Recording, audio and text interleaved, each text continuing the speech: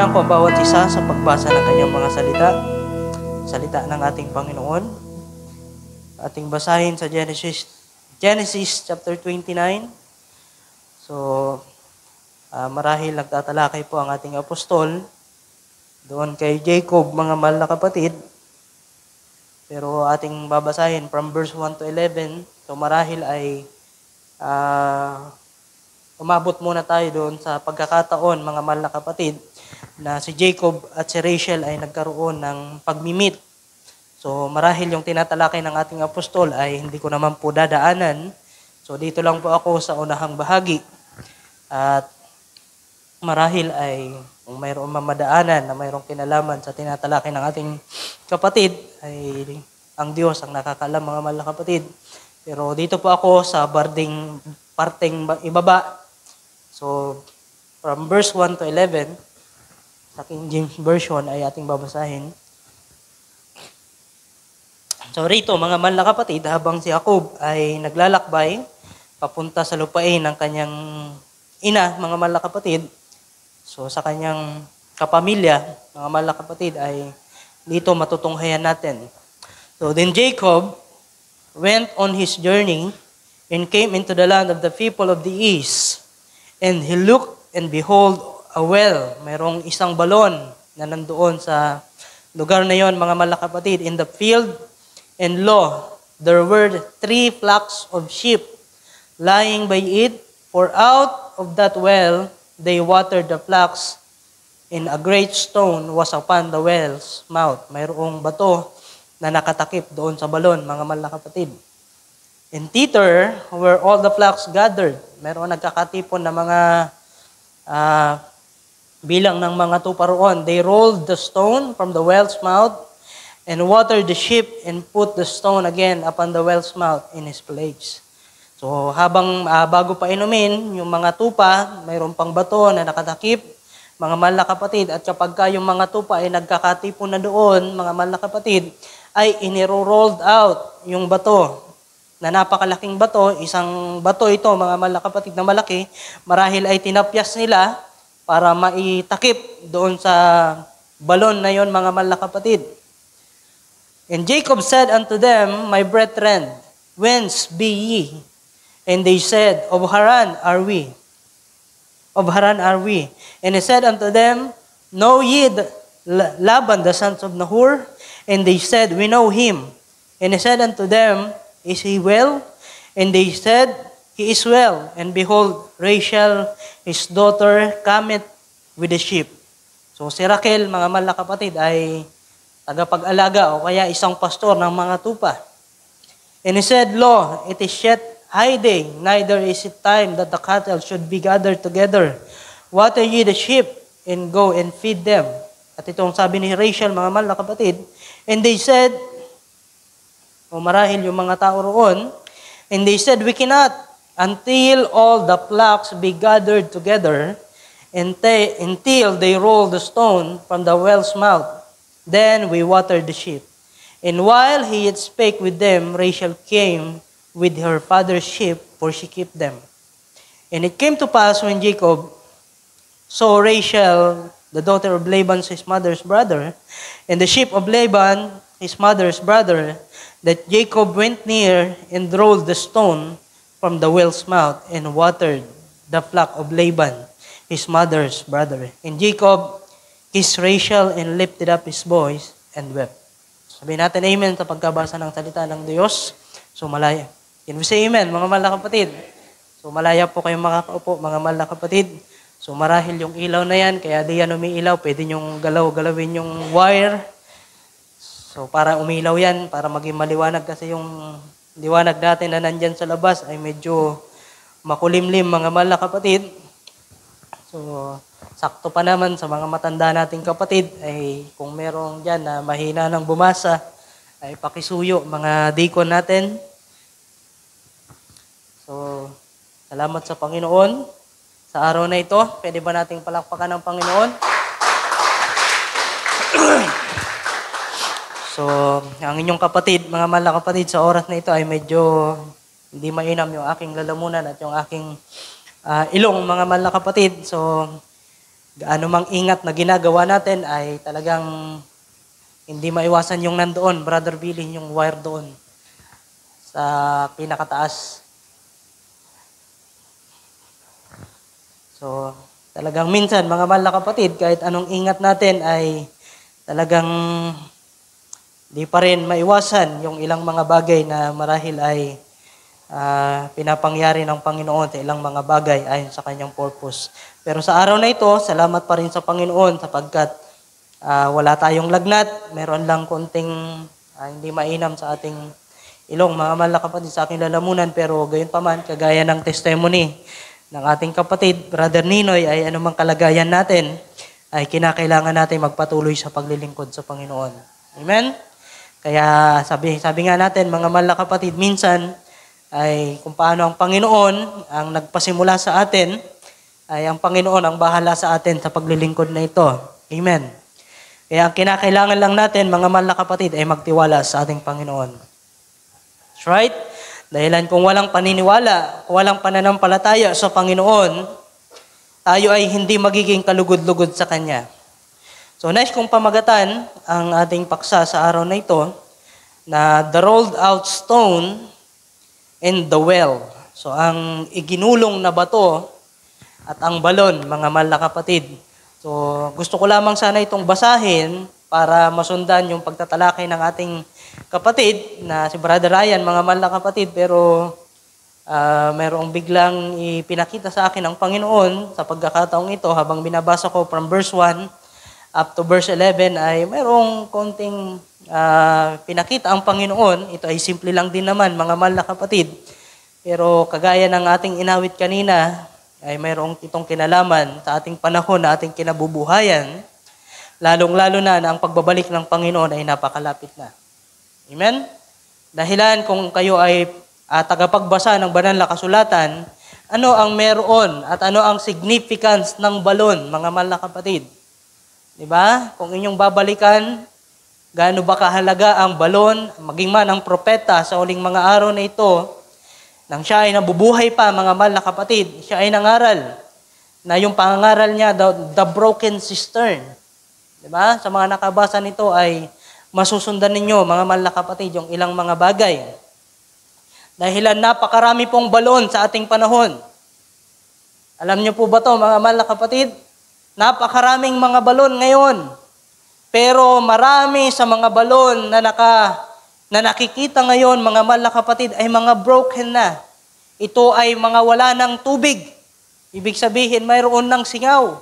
Wala ng tubig, ng buhay na nandoon sa kanila. Diba? Sapagkat yung balon na yon ay hindi naingatan. Hindi pinahalagahan, mga mahal na kapatid, at hindi sumunod. At hindi ito nagtataglay ng salita ng Diyos, mga mahal na kapatid. Kaya napakapalad ng mga mananampalataya na sila ay nakasumpong ng isang balon na hindi butas, na hindi sira, mga mahal na kapatid, na walang mga palaka doon. Diba? Dahilan napakaraming mga balon ngayon. Kung inyong makikita, meron pa dyan mga balon na minsan tumatalon doon yung mga palaka. At doon na sila namamatay at bumabaho yung balon na yon. At kung dating ito ay nagagamit ang balon na ito, pwede itong naiinuman. Pero kapag merong nasumpungang palaka doon at doon ay namatay, hindi na po ito maiinuman sapagkat ito ay nagiging polluted. Kaya napakahalaga na ang balon na ito, mga mahal na kapatid, kinakailangan itong maingatan. Kinakailangan itong matakpan, mga mahal na kapatid. Kinakailangan mayroong bato na nakatakip dito. At sa mga malago, alam ko kung ano ang, alam nyo kung ano yung pinapakita ng bato, mga mahal na kapatid. Amen. Marahil ikaw nga ay nandoon sa balon, nag-i-enjoy ka sa tubig na nandoon, pero wala namang bato na nagtatakip sa iyo para ingatan ka sa mga maruruming bagay na pumaroon. Diba? So kung titingnan natin, nagawa kong makapag-search, mga mahal na kapatid, so ano ba yung purpose ng bato? Ano ba yung purpose ng stone or rock na nandoon sa well? Kaya nila ito tinatakpan, mga mahal na kapatid. Sabi, doon sa aking nakita, to prevent dust. To prevent dust and to prevent impurities. Yung mga maruruming bagay ay piniprevent ito, mga mahal na kapatid, and possibly animals getting into the well. So marahil, alam nyo na kung ano yung pinapakita ng stone na ito, mga mahal na kapatid. Iniingatan ang isang balon na walang makapasok doon na anumang maruruming mga bagay. Amen? Hallelujah! At napakarami pang mga account sa banal na kasulatan at ating madadaanan yan mamaya, mga mahal na kapatid. Ano ba yung significance ng balon na ito? So, nais ko pong ipakita sa inyo, mga mahal na kapatid, sa araw na ito, sa abot ng aking makakaya, ano ba ang meron sa rolled out stone, mga mahal na kapatid, as sa balon na ito. So, marahil alam na natin ito, pero gusto ko lang pong ipakita sa inyo ang bagay na aking nakita. So, atin muling basahin, mga mahal na kapatid, from verse 1 sa Tagalog. So gusto kong ipakita ang ilang mga bagay na pangyayari bago pa sila mag-meet o kaya bago pa magkaroon ng anak, bago pa mangyari yung 7 covenant ni Jacob sa kanyang manugang na si Laban, mga mahal na kapatid, ay meron punang naganap, mga mahal na kapatid, sa pagkakataong ito. Bago pa humantong, mga mahal na kapatid, si Jacob at si Rachel o kaya si Leah sa kasalan, mga mahal na kapatid, ay meron munang nangyari dito, mga mahal na kapatid. So sabi rito, nang magkagayoy, nagpatuloy si Jacob ng kanyang paglalakbay at napasalupain ng mga anak ng silanganan. And verse 2, so at siya'y tumingin at nakakita ng isang balon sa parang. At narito'y may 3 kawan ng mga tupa na nagpapahinga sa tabi roon. Marahil ay tapos na yung mga tupa na manginain. Tapos na silang manginain, mga mahal na kapatid. At kagaya ng kustomre o kaya kinaugalian ng mga pastor, bago dalhin ang mga tupang ito sa kanilang bangan, kinakailangan muna silang painumin ng mga tubig. Kagaya ng mga kalabaw na nandyan, mga mahal na kapatid, bago nila itali, sabihin pa natin, bago nila isagka, yung mga kalabaw na yan, kinakailangan munang painumin ng tubig. Diba? Sa mga nakakaalam na yan. Sabi rito, sapagkat sa balong yaon, pinaiinom ang mga kawan at ang batong nasa ibabaw ng labi ng balon ay malaki. So mayroong nakatakip. Next verse. At doon nagkakatipon ng lahat ng kawan. Sino yung kawan ng Panginoon? Tayo bilang espiritual na kawan ng Panginoon, dapat palagi tayo nagkakatipon. Diba, mga mahal na kapatid? At doon nagkakatipon ng lahat ng kawan. At kanilang iginugulong ang batong nasa ibabaw ng labi ng balon. Sino ang nagugulong ng bato, mga mahal na kapatid? Yung mga pastor na nandoon para mabuksan yung balon na yon, mga mahal na kapatid. At para yung tupa ay makainom ng fresh and living water na nandoon. Amen? At ang batong nasa ibabaw ng labi ng balon at pinainom ang mga tupa at muling inilalagay ang bato sa ibabaw ng labi ng balon sa dako na iyon. And verse 4, sabi rito, at sinabi sa kanila ni Jacob, mga kapatid ko, taga saan kayo? At kanilang sinabi, taga Haran kami. Verse 5, at sinabi niya sa kanila, nakikilala ba ninyo si Laban na anak ni Nahor? At kanilang sinabi, nakikilala namin siya. Verse 6, at sinabi niya sa kanila, siya ba'y mabuti? At kanilang sinabi, siya'y mabuti. At narito, si Raquel na kanyang anak ay dumarating na dala ang mga tupa. So si Raquel ay parang pastor dito, mga mahal na kapatid, talagang pastor siya dito. So babaeng pastor, so nabanggit naman ito noong nakaraan, mga mahal na kapatid, ng ating kapatid, Brother Ryan. So verse 7, at sinabi niya, narito maaga pa, ni hindi oras tipunin ang mga hayop o painom. So mayroong oras lamang, mga mahal na kapatid. Kung ating mababasa rito, narito maaga pa. Napakaaga pa, hindi pa oras para tipunin ang mga hayop, yung mga tupa, at painumin ninyo ang tupa at inyo silang pasabsabin. And next verse, at kanilang sinabi, hindi namin magagawa hanggang sa magkatipon ang lahat ng kawan. At igugulong ang bato mula sa labi ng balon, gayon nga aming pinaiinom ang mga tupa. So mayroon lamang akong napansin dito, mga mahal na kapatid, na ito ay kustumre ng mga tao sa panahon na yon, mga mahal na kapatid. So hindi man ito Israelita pa, Kasi ito ay kostumbre ng mga tagaharan, mga mahal na kapatid. So marahil ito ay mayroong kinalaman na gustong ipakita sa atin. Na kung inyong mapapansin, mga mahal na kapatid, na marahil nag-uutos dito, si Jacob na painumin yung mga tupa doon sa balon, pero mayroong sumagot, mga mahal na kapatid. Kanilang sinabi, hindi namin magagawa hanggang sa magkatipon muna ang lahat ng kawan. Diba, mga mahal na kapatid, at igugulong ang bato mula sa labi ng balon.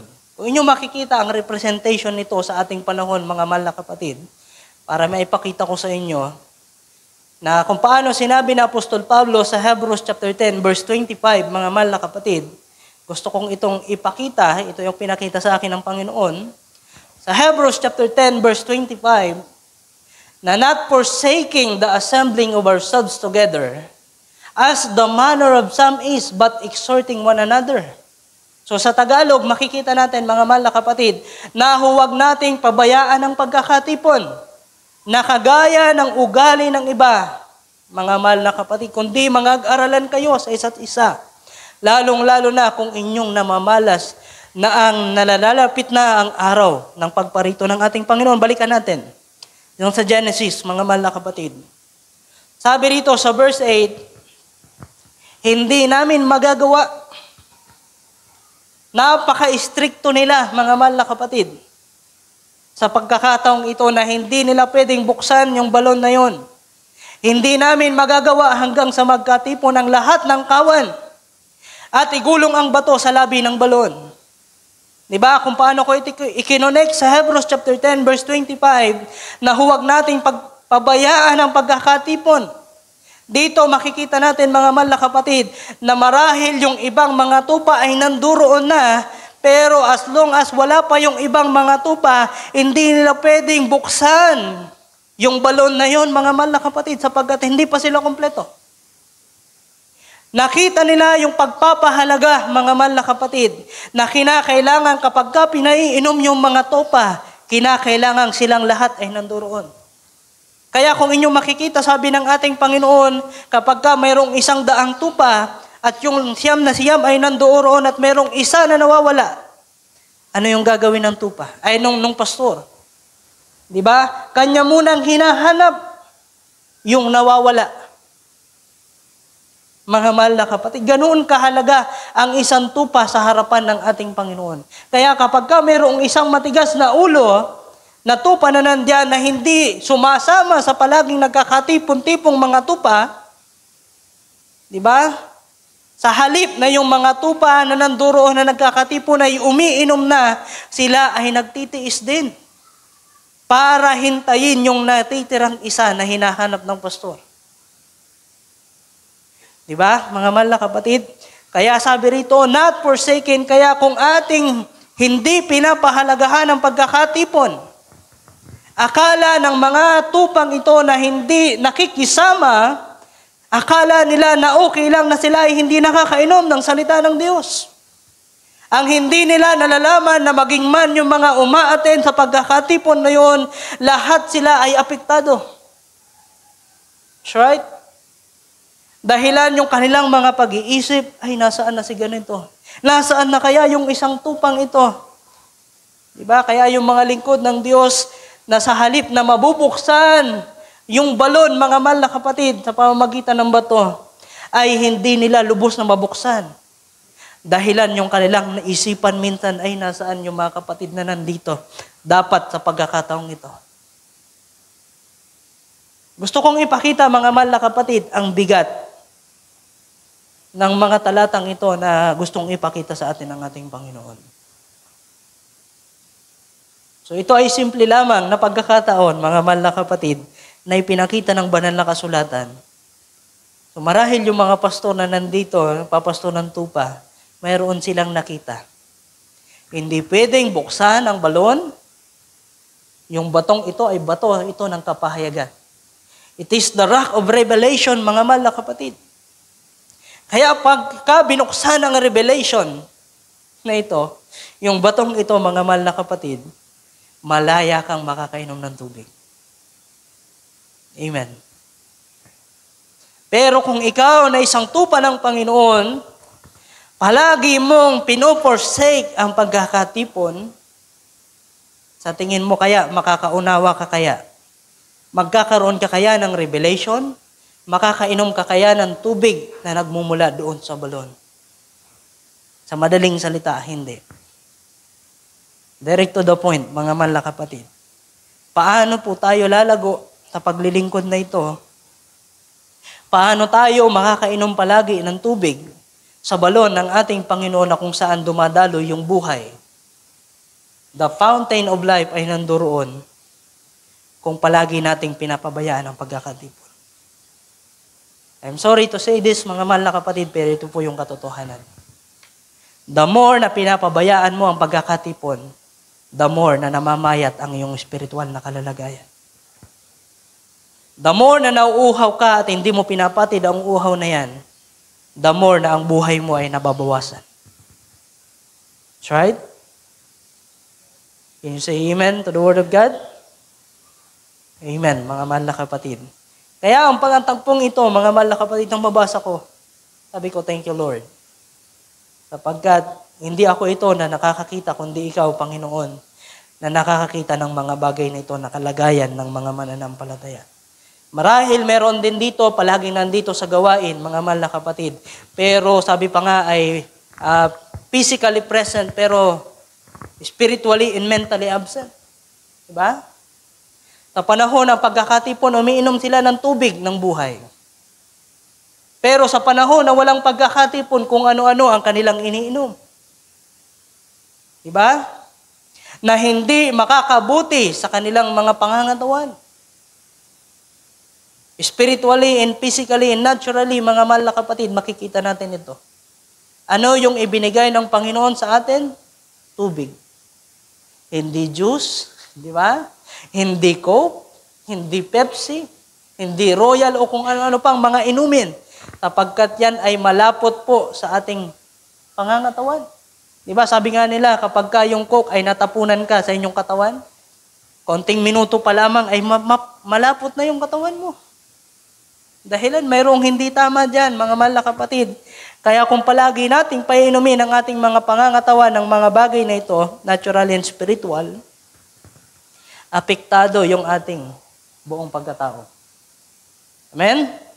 Mga mahal na kapatid. Kaya, sa panahon ng pagkakatipon, so sa bagay na ito, mga mahal na kapatid, ating makikita rito, so sabi diyan at kanilang sinabi, hindi namin magagawa hanggang sa magkatipon ang lahat ng kawan. So hindi nila magagawa yon. Wala mang nakakakita pero yun na yung nakatanim sa kanilang isipan. At alam ko, itinatanim na ng Panginoon ang tayo una pa lamang dumalo ng pagkakatipon. Diba? Bago pa nga tayo bautismuhan sa tubig, bago pa tayo makasama sa iglesyang ito, itinatanim na sa ating isipan. Kapag ka magdesisyon kang tanggapin si Kristo sa buhay mo, hindi na ikaw yung masusunod sa sarili mo. Kundi masusunod na ay si Kristo sapagkat namatay ka na sa iyong dating pagkatao. Amen. Kaya yung mga nagpasya at naunawaan nila na ang pagpapabautismo sa Panginoon ay yung pangalan ng Panginoon ay kinabit na sa buhay mo. Amen. At hindi na dapat tayo yung nasusunod, mga mahal na kapatid.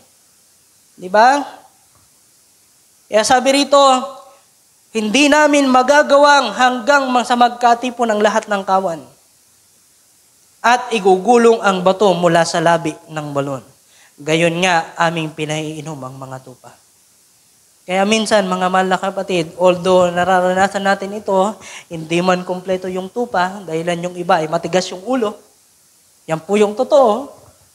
Kasi kung hindi matigas yung ulo natin, palagi tayong nasa pagkakatipon. Yan po yung totoo, mga mahal na kapatid. Kaya pasensya na kayo. Kinakailangan talaga natin ito. Sabi nga ni Kuya Ryan, ay nung nakarang Miyerkules, kung kayo nakikinig, so kinakailangan na natin itong ipahayag, mga mahal na kapatid. So ang Panginoon ito na nagpapakita sa atin dahil ng kanyang pagparito ay napakalapit na. So minsan, sa ating pagkakatipon, napakaraming pong wala. Pero minsan, ang mga pastor ay napipilitang igulong ang batong ito. Para lamang yung mga tupa na mayroong willingness na uminom ng tubig ay makainom. Pero deep inside, unang-una sa ating Panginoon, ayaw niya sanang gawin to. Ayaw niya, kung maaari, ayaw niyang igulong ang batong ito. Ayaw niyang buksan ang revelation kung maaari. Kung maaari, pero alang-alang sa mayroong mga desire na uminom ng tubig, kinakailangan niyang buksan para makainom. Mga mahal na kapatid. At pwede tayong mag-isip, tupa ba ako ng Panginoon? Kasi kung nagagawang buksan ng Panginoon, baka iniisip ng Panginoon, yung palaging nasa gawain, baka yun lamang yung tupa ng Panginoon. Kaya niya nabubuksan na kaagad. Nagsisimula pa lamang yung gawain, wala pa yung ibang mga kapatid, nagbubukas na ang Panginoon. Kasi nakikita niya na yung kanyang tupa ay nandoon na naghihintay na nabuksan at igulong yung bato na yun at makainom yung mga tupa ng Panginoon. Anong kinakailangan natin gawin? Agahan natin ang pagparito sa gawain ng Panginoon. Amen? Ano man ang inyong marahil pinagkakaabalahan, mayroon po tayo, sabi kanina ng ating kapatid, ay yung mga kinakailangan nating gawin sa araw ng linggo ay kung maaari, wag nating gawin nakasabayan na gawain ng ating Panginoon. Amen. So nandito mga mahal na kapatid, gusto ko magpatuloy at ayoko manatili sa bagay na yan. So sabi rito, mga mahal na kapatid, verse 8, so at igugulong ang bato mula sa labi ng balon, gayon nga aming pinaiinom ang mga tupa. So nandoon, mga mahal na kapatid, nakita natin ang kahalagahan ng pagkakaisa.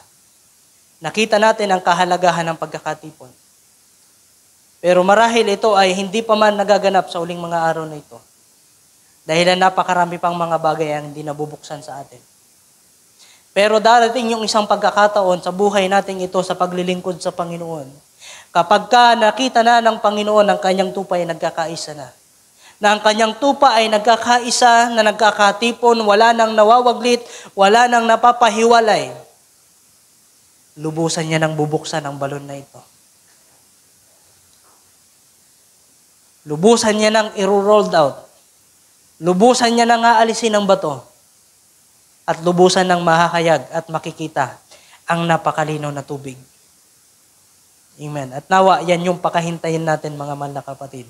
Marahil sa pagkakataong ito sa ating panahon, marahil ay yung balon na bilog, kagaya nito mga mahal na kapatid, marahil ay siguro yung nabubuksan lang ay ganito pa lang.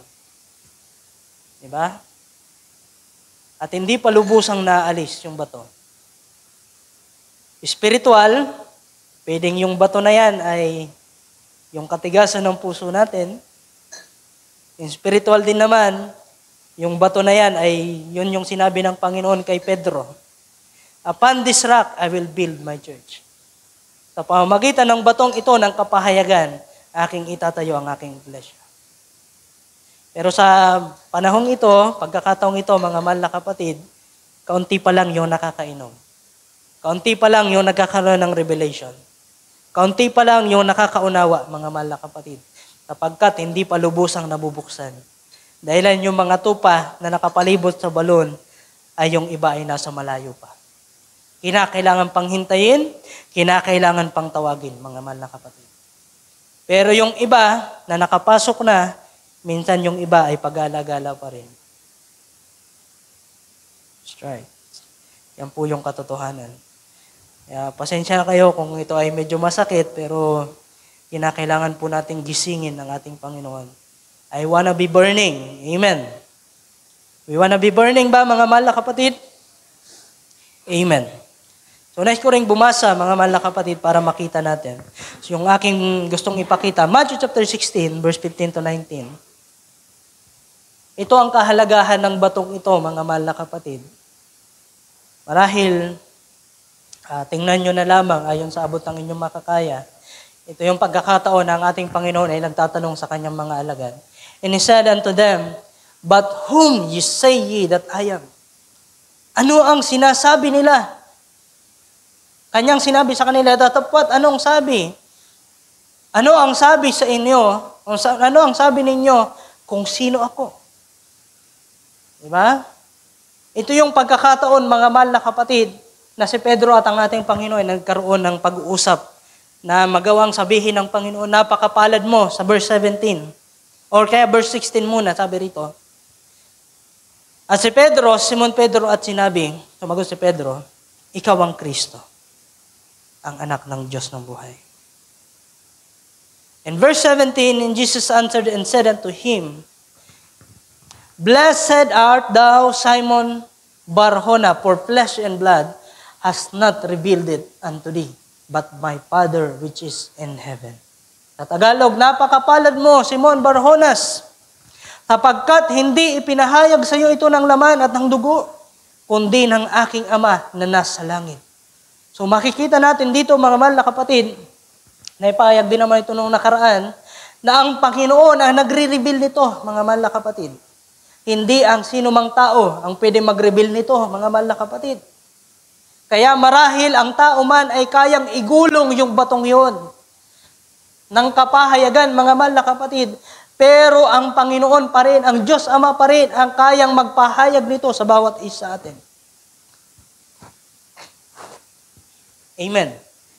Kaya sabi rito sa verse 18, And I say unto thee, Thou art Peter, and upon this rock I will build my church. And the gates of hell shall not prevail against it.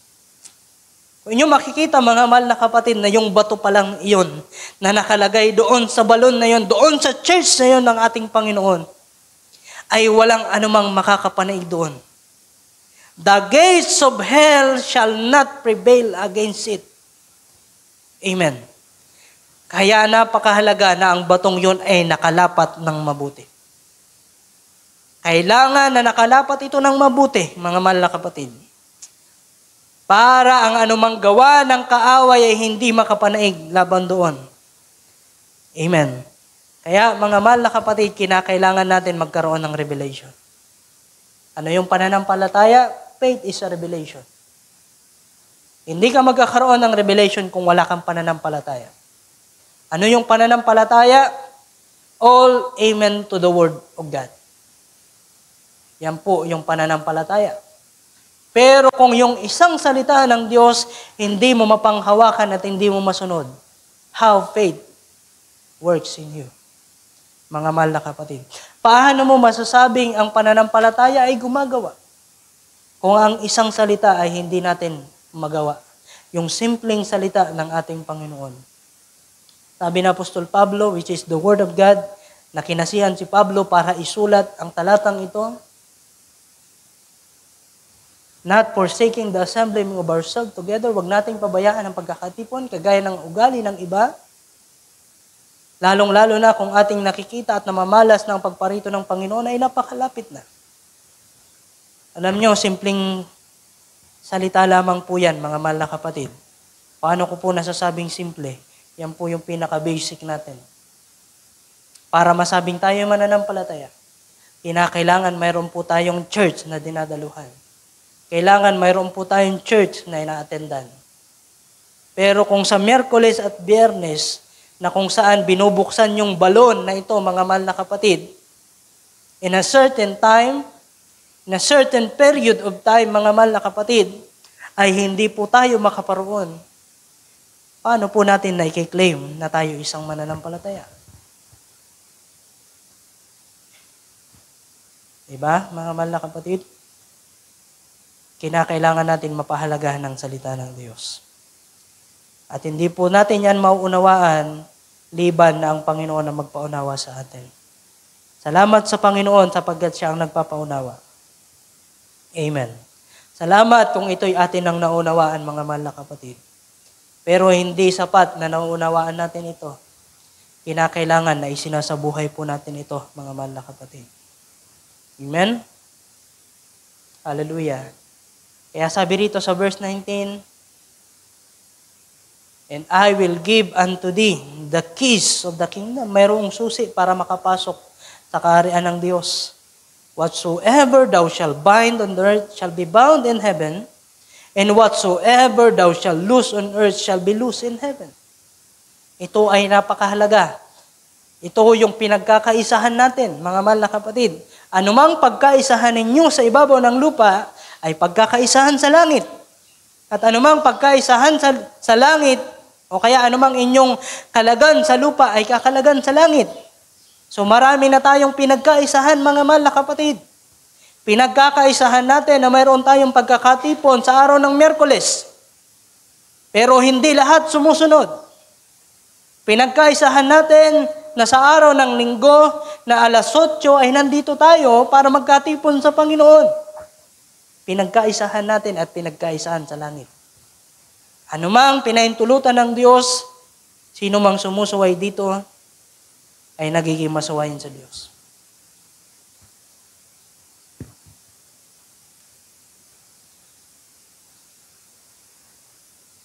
So, salamat pa rin sa Panginoon. Kaya sabi rito, mga mahal na kapatid, ang batong ito ay napakahalaga. At ang batong ito rin naman ang pinaka-foundation. Ang cornerstone, mga mahal na kapatid, ay napakahalaga. Kaya sabi nga kanina, binasa ng ating kapatid, Brother Billy, Revelation chapter 2, verse 17. Mayroon din bato doon, mga mahal na kapatid. Kaya kung wala ka palagi sa pagkakatipon, sabi rito, he that has an ear, let him hear what the Spirit says unto the churches. To him that overcometh will I give to it of the hidden manna, and I will give him a white stone. Isang puting bato. And in the stone, a new name written. Mayroong bagong pangalan doon.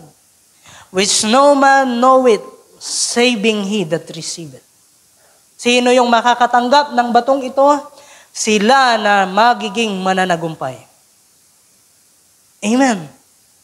Pwede ba nating sabihin na tayo mananagumpay? Amen. Mangyari nawa, Panginoon. Ano man pong kadahilanan natin, kaya hindi po tayo na nagiging mananagumpay ngayon, ang Panginoon po ang nagsabi. Tayo mananagumpay na. Marahil, hindi man tayo maka-attend minsan ng gawain, still, hindi pa tapos ang plano ng Panginoon. Mayroon pang pagkakataon para sa mga susunod ay sikapin na natin. Para sino mang maging mananagumpay, malaya kang kumain ng mana. And will give him a white stone. Bibigyan ka ng puting bato. Sayang nga lang, di natapos ni Brother Billy kanina. At yun sana yung hinihintay ko kasi mayroong kinalaman sa ating paksa ngayon. Pero hindi pa siguro napapanahon. So we'll give him a white stone. And in the stone, a new name written, which no man know it. Walang ibang nakakaalam. Kundi sila lamang na tumatanggap noon, mga mahal na kapatid. Kaya napakahalaga mo kung ikaw yung binigyan ng Ama ng kapahayagan para maunawaan mo kung ano yung nakalagay doon. Kaya mga mahal na kapatid, yung basic na ating ginagawa, wag natin pong pabayaan. Kinakailangan natin pagsikapan palagi. Di ba? Kung meron pang mas malalaking pagsubok, paano natin ito mas mapagtatagumpayan kung yung mga maliliit na bagay nga hindi po natin magawa. So, tingnan din naman natin yung balon, mga mahal na kapatid. So, yung bato, alam na natin to, the revelation, at kung ano-ano pang mga bagay na ipinapakita sa atin ng ating Panginoon. So, John chapter 4, verse 1, tingnan din naman natin yung pagkakataon nito. So, napakaraming talata rin naman ang aking naitala dito. Ito yung pagkakataon, mga mahal na kapatid, na ang Panginoon ay mayroong na-encounter na isang babae. Doon sa balon na yon. So, simulan na lang natin, mga mahal na kapatid. So, verse 5, basahin natin. Inyo akong samahan, mga mahal na kapatid. Sabi rito, sumapit nga siya sa isang bayan ng Samaria na tinatawag na Sychar, malapit sa bahagi ng lupang ibinigay ni Jacob kay Jose na kanyang anak. Verse 6. At naroon ang balon ni Jacob. So mayroong balon, mga mahal na kapatid.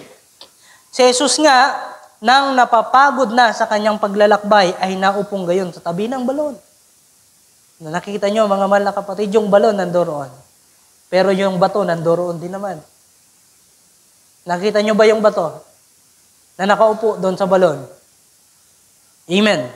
So yung bato na buhay, which is, sabihin pa natin, yung batong itinakwil, mga mahal na kapatid, ay nandoroon, ay nakaupo sa balon.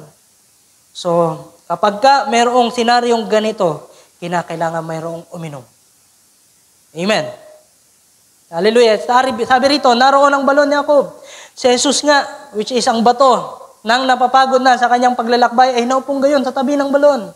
Mag-iika-anim na nga ang oras. Ibig sabihin, mag-aalas 12. Magtatanghaling tapat, mga mahal na kapatid, in verse 7.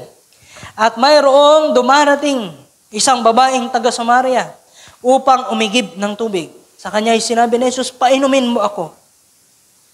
Di ba? Dahilan ng Panginoon ay walang pangsalok.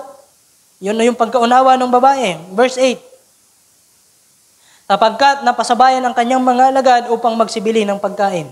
Verse 9. At sinabi nga sa kanya ng babaeng Samaritana, paano ngang ikaw na isang Hudyo ay humingi ng maiinom sa akin, na ako'y babaeng Samaritana sapagkat hindi nakikipag-usap ang mga Hudyo sa mga Samaritano. Verse 10. So hindi po natin yan tutukuyin ngayon. Verse 10, at ito sumagot si Jesus at sa kanya ay sinabi, kung napagkikilala mo ang kaloob ng Diyos at kung sino ang sa iyo ay nagsasabi, painumin mo ako, ikaw ay hihingi sa kanya at ikaw ay bibigyan niya ng tubig ng buhay. Amen. Verse 11. At alam ko sa inyong isipan ay nakikita nyo ang bagay na ito. Sinabi sa kanya ng babae, Ginoo, wala kang sukat isalok ng tubig. At malalim ang balon. Saan nga naroon ang iyong tubig na buhay? Diba? Habang nakikipag-usap. Verse 12. Dakila ka pabaga sa aming amang si Jacob na sa aming nagbigay ng balon at dito'y uminom siya at ang kanyang mga anak at ang kanyang mga hayop. Verse 13. At sinabi ni Jesus sa kanya, ang bawat uminom ng tubig na ito ay muling mauuhaw. The literal water, mga mahal na kapatid. And verse 14, Tagalog, natapat ang sino mang umiinom ng tubig na sa kanya ay aking ibibigay ay hindi mauuhaw magpakailanman. Ngunit ang tubig na sa kanya ay aking ibibigay ay magiging isang balon ng tubig na bubukal sa kabuhayang walang hanggan.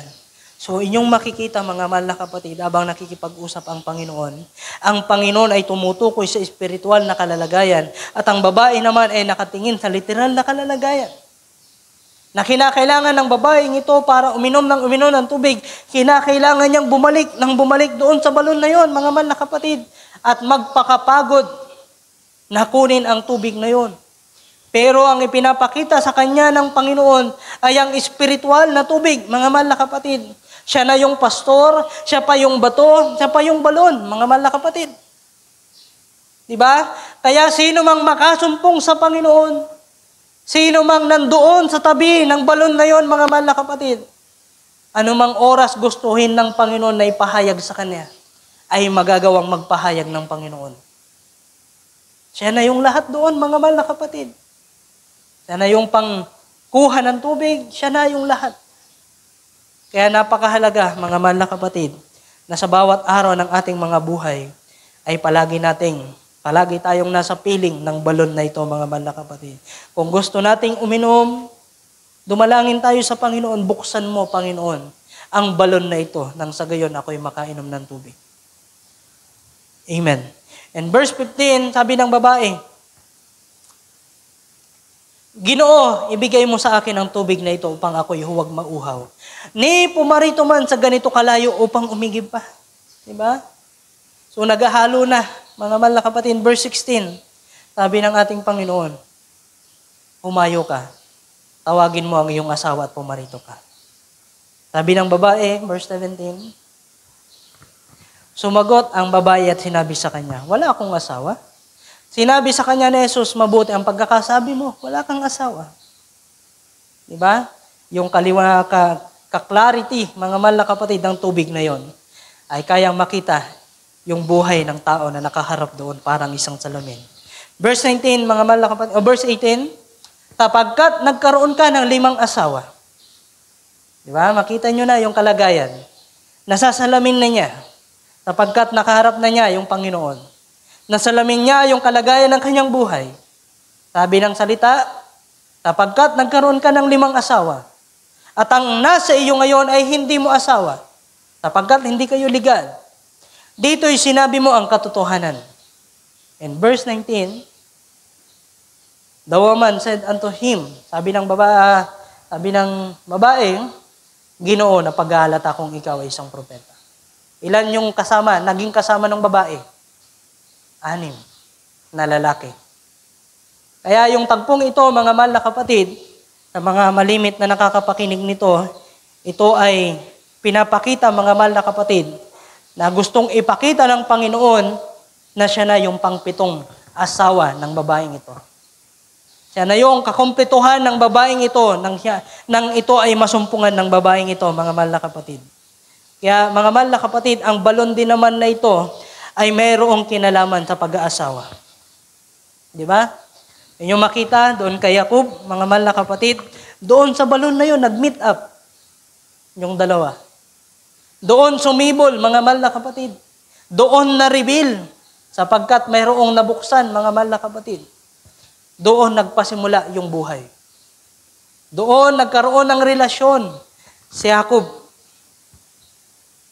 as si Rachel, mga mahal na kapatid, at maging man ang ating Panginoon at ang babaeng ito. So hindi ko na uubusin pa, mga mahal na kapatid, sapagkat alam ko kukulangin yung oras ko sa panahong ito, mga mahal na kapatid. So sa Genesis chapter 4, so basahin ko rin sa inyo ang tagpong ito.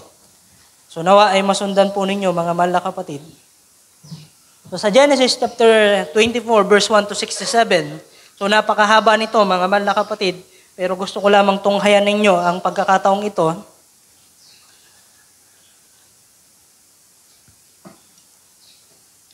So sabi rito sa verse 1 ng Genesis 24, verse 1 to 67,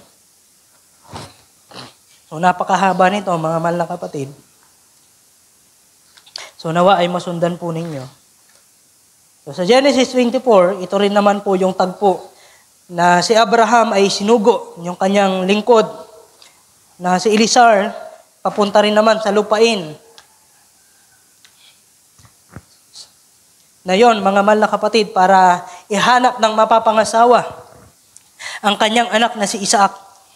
So sa verse 1, so si Abraham ay matanda na at lipas na sa panahon. At pinagpala ng Panginoon si Abraham sa lahat ng mga bagay. Sinabi ni Abraham sa kanyang alilang katiwala, sa pinakamatanda sa kanyang bahay, na namamahala ng lahat niyang tinatangkilik, ipinamamanhik ko sa iyo na ilagay mo ang iyong kamay sa ilalim ng aking hita. At ikaw ay aking pasusumpain alang-alang sa Panginoon, sa Diyos ng langit at Diyos ng lupa, na hindi mo papag-aasawain ng aking anak sa mga anak ng mga Kananeo, na siyang aking pinakikitahanan, kundi ikaw ay paroroon sa aking lupain. At sa aking kamag-anakan at pag-aasawahin mo roon ang aking anak na si Isaac. At sinabi sa kanya ng lingkod, sakaling hindi iibigin ng babae na sumama sa akin, sa lupain ito, dapat ko bang ibalik ang anak mo sa lupaing pinanggalingan mo? At sinabi sa kanya ni Abraham, ingatan mong huwag ibalik doon ang aking anak.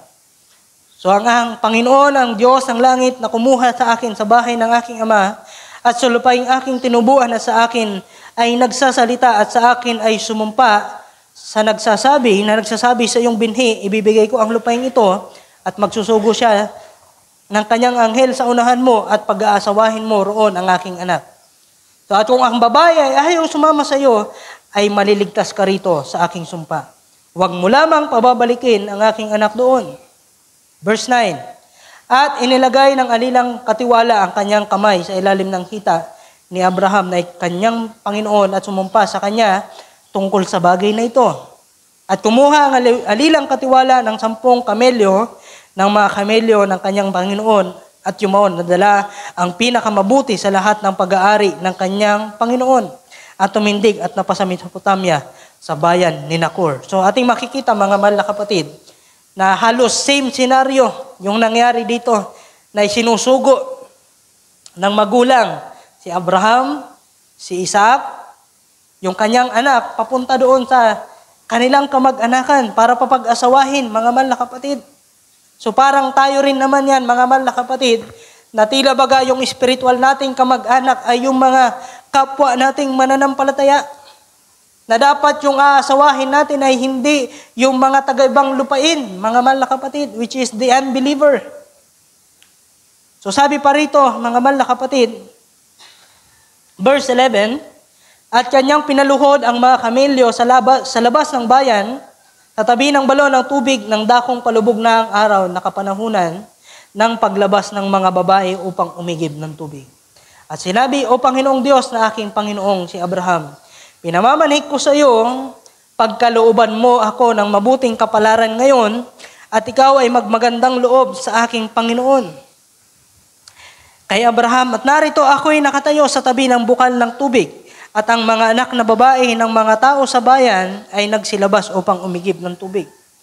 So next verse, at mangyari nga na ang dalagang aking pagsabihan, ibaba mo, sinasamo ko sa iyo ang iyong banga, upang ako'y uminom, at siya'y magsabi, uminom ka, at paiinumin ko pati ng iyong mga kamelyo, maging siyang iyong itinalaga sa iyong lingkod na kay Isaac, at sa ganito ay malalaman kong nagmagandang loob ka sa akin, Panginoon. Verse 15, at nangyari na bago matapos ang pananalita niya, ay narito si Rebecca, na ipinanganak kay Betuel na anak ni Milka, na asawa ni Nahor, na kapatid ni Abraham, na lumalabas na pasa ng kanyang banga sa kanyang balikat.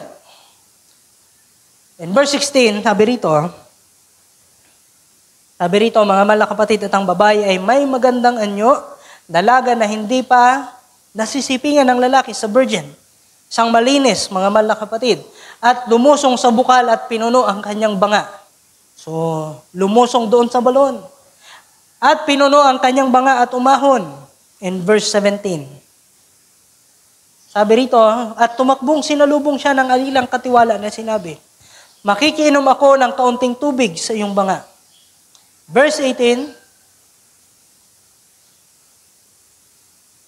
at sinabi niya, uminom ka, Panginoon ko, at nang mandaling ibinaba ang banga sa kanyang kamay at pinainom siya. Next verse 19, at pagkatapos na kanyang mapainom, ay sinabi, i-give ko naman ang iyong mga kamelyo hanggang sa makainom na lahat. Verse 20, so daliin lang natin mga mahal na kapatid, at binuhos na dali-dali ang kanyang banga sa inuman, at tumakbong muli sa balon upang umigib, at inigib ang lahat niyang kamelyo. At siya'y tinitigan ng lalaki na hindi umiimik upang malaman kung pinagpala ng Panginoon ang kanyang paglalakbay o hindi. At nangyari nang makainom ang mga kamelyo na kumuha ang lalaki ng isang singsing na ginto na may kalahating siklo, at timbang at 2 pulsera upang ilagay sa kanyang kamay na may timbang na 10 siklong ginto, at sinabi, kaninong anak ka? Sabihin mo sa akin, pinamamanik ko sa iyo, may lugar ba sa bahay ng iyong ama na aming matutuluyan? At sinabi niya sa kanya, anak ako ni Betuel na anak ni Milka, na ipinanganak niya kay Nahor. Ibig sabihin, ito ay kapamilya pa rin, mga mahal na kapatid, nila Abraham. At sinabi rin niya sa kanya, mayroon din naman kaming saganang dayami at pagkain sa hayop at sa dakong matutuluyan. At lumuhod ang lalaki at tumamba sa Panginoon, at siya'y nagsabi, purihin ang Panginoon, ang Diyos ng aking Panginoong si Abraham, na hindi inalayo ang kanyang habag at kanyang pagtatapat sa aking Panginoon tungkol sa akin, ay pinatnugutan ako ng Panginoon sa daan hanggang sa bahay ng mga kapatid ng aking Panginoon.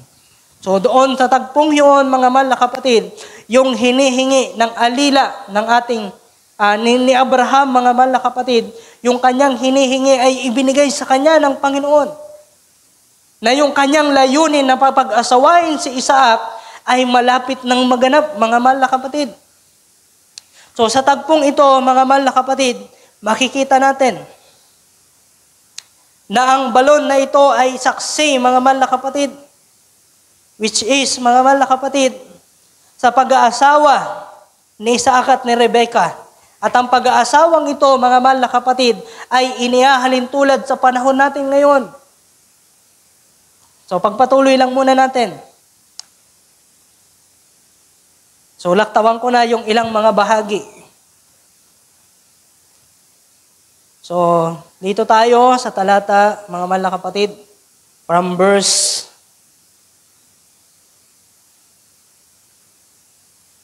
58. So, laktawan natin yung ilang mga bagay na ito. So, pinakita ko lang sa inyo yung tagpo kung bakit naparoon yung alila ni Abraham at kung ano yung mga nangyari doon. So, verse 58, at kanilangang tinawag si Rebecca. So, matapos na itong pumaroon na doon sa tahanan, mga mahal na kapatid.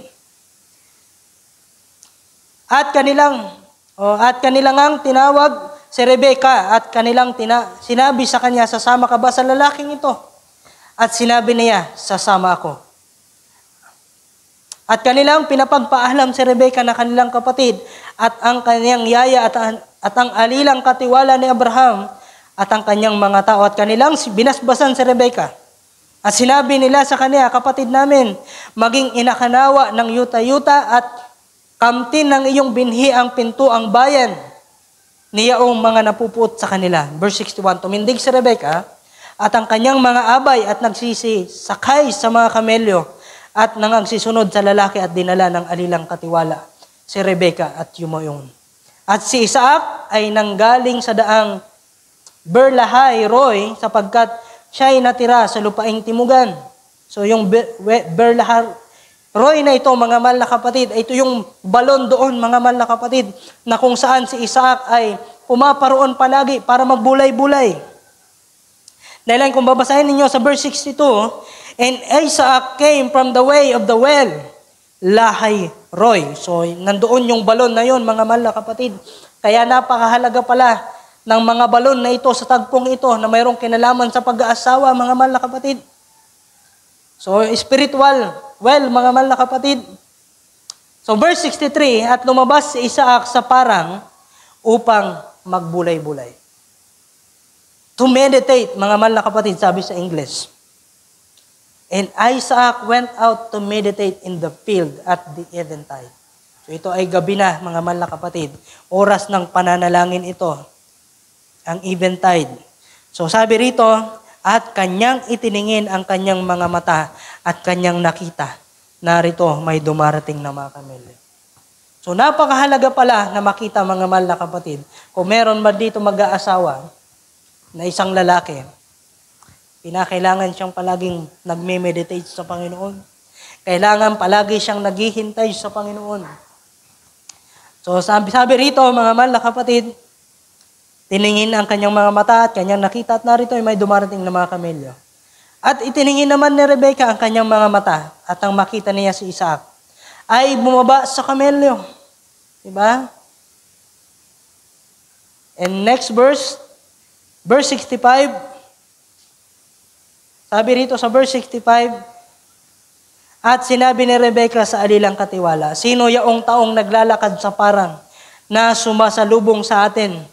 At sinabi ng alilang katiwala, yaon ang aking Panginoon. At kinuha niya ang kanyang lambong at siya'y nagtakip. Gusto ko lamang ipakita sa inyo, mga mahal na kapatid, na yung balon na yon ay mayroong kinalaman, mga mahal na kapatid. Yung balon ay kinasangkapan ng Panginoon para makita ng kanyang alila ni Abraham para makita kung sino yung itinalaga ng Panginoon para sa anak ng kanyang Panginoon. Which is si Isaac, mga mahal na kapatid. So, ang balon ay napakahalaga. Kaya, ang mga mananampalataya, kinakailangan pumili na ang kanyang pipiliin ay nandoon malapit sa balon. Which is, palagi dapat pipili kayo ng mapapangasawa, palaging nasa balon. Ano yung balon, mga mahal na kapatid? Mayroong spiritual na kinalaman sa ating church. Diba? Kaya mag-aasawa kayo nang hindi mananampalataya, labas na yun sa balon, mga mahal na kapatid. Kumbaga, yung buhay ay marahil wala roon. Sabi nga ni Apostol Pablo, huwag kayong makipamatok nang hindi kabilang sa di mananampalataya. That's right. Kaya sabi rito, ano yung ginawa ni Rebecca? Nang makita niya si Isaac na nandoon na naghihintay, na nagbubulay-bulay, na nagme-meditate, humihingi ng katugunan sa Panginoon, nananalangin sa Panginoon, lumuluhod sa Panginoon. Panginoon, sino ba yung mapapangasawa ko? Hindi ko alam kung ano yung kanyang mukha. Salamat sa Panginoon dahilan hindi nakatingin si Isaac sa itsura ng kanyang mapapangasawa. Nakatingin si Isaac sa leading ng Panginoon sa kanya. Diba? Si Jacob, nakatingin siya kay Rachel. Pero ang gusto ng ama sa kanya ay si Leah, mga mahal na kapatid. Kagaya sa pagkakataong ito, hindi si Isaac ang nasunod kung sino yung mapapangasawa niya. Ang kinakailangan lamang niyang gawin, manalangin siya ng manalangin sa Panginoon. Huwag niyang unahin yung itsura. Huwag niyang unahin yung paningin, mga mahal na kapatid. Dahilan baka mabigo ka lamang, kapatid. Kaya sabi rito sa verse 65, sinabi ni Rebecca, sino yaong taong naglalakad sa parang na sumasalubong sa atin? Sinabi ng kanyang alilang katiwala, yahon ang aking Panginoon. Ano yung ginawa ni Rebecca? Sa halip na maging proud si Rebecca sa kanyang kaanyuan, sabi ng banal na kasulatan, si Rebecca ay maganda. Di ba? Pero ano ang ginawa ni Rebecca? Kinuha niya yung kanyang lambong. Di ba? At itinago yung kanyang sarili. Hindi niya inireveal yung kanyang sarili. Iningatan niya yung kanyang sarili. Kaya yung mga sister, mga mahal na kapatid, kinakailangan yung ingatan ang inyong sarili. Huwag niyong ibibigay ang mga bagay na mahalaga kung hindi pa tamang panahon. At ingatan ninyo ang mga bagay na yan sa taong ibinigay ng Panginoon para sa inyo na inyong pangasawahin. It's either holding hands, huwag niyong ibibigay. Huwag niyo munang i-reveal ang inyong sarili. Mayroon mang nakakakita o wala. Dahil ang darating yung pagkakataon na pagsisisihan natin ang mga bagay na yan. Di ba? Ingatan natin, mga mahal na kapatid. Kung marami sa amin na hindi nakapag-ingat nito, kayo na mga susunod, ingatan ninyo ito. Dahil kung paano bilang ang ating Panginoon, bilang siya ang yung bridegroom, iniingatan niyang huwag mahipo ang kanyang mapapangasawa hanggat hindi pa sa panahon na yon na itinakda ng ating Panginoon. Ganoon kahalaga kay Rebecca ang tagpong ito ng kanilang pagkikita. Dahilan hindi pa sila kasal. Wala munang touch by touch, mga mahal na kapatid. Kaya sabi rito, ni makita nga yung mukha ni Rebecca, ayaw niya munang ipakita. Dahil hindi pa dumarating yung kasal. How much more sa spiritual na kalagayan, mga mahal na kapatid. Kaya sabi rito, verse 66, at sinaysay ng alilang katiwala kay Isaac ang lahat ng kanyang ginawa. Verse 67, at dinala siya ni Isaac sa tolda ni Sarah na kanyang ina at ipinagsama si Rebecca at naging kanyang asawa at kanya namang sininta at naaliw si Isaac pagkat matay ng kanyang ina. So ganito, mga mahal na kapatid, ang customary ng Israel. At maging man ng spiritual Israel sa panahon natin ngayon. Di ba? Hindi pa natin nakita ang mukha ng Panginoon. Kaya yung iglesia, dapat mayroong lambong sa panahon natin ngayon. Yung mga kababaihan, kinakailangan pahabain yung buhok. Huwag niyong i-reband yan. Problema niyo yan sa Panginoon. Hayaan niyo lang humaba. Hayaan niyong mahayag ang inyong pag-honor sa inyong mga magulang. Hayaan ninyong i-honor ang inyong mga asawa sa pamamagitan ng inyong mga buhok na ito'y iniingatan. Hindi ipinaririband, hindi pinapastraight, ano mang ginagawa ninyo para yan ay higit na mapasama sa paningin ng ating Panginoon. Kung inyong puputulan yan, sabi ng banal na kasulatan, kung inyong puputulan yan ng kahit ng kaunti, mas mabuti pa sa inyong kayo'y magpapakalbo. Di ba? Dahilan yan po ay tanda ng inyong pagkilala at pagrespeto sa inyong mapapangasawa, which is ang ating Panginoon. Kaya sabi pa rito, mga mahal na kapatid, tayo tumungo sa isa pang talata na aking gustong ipakita sa inyo. Sa Proverbs chapter 20,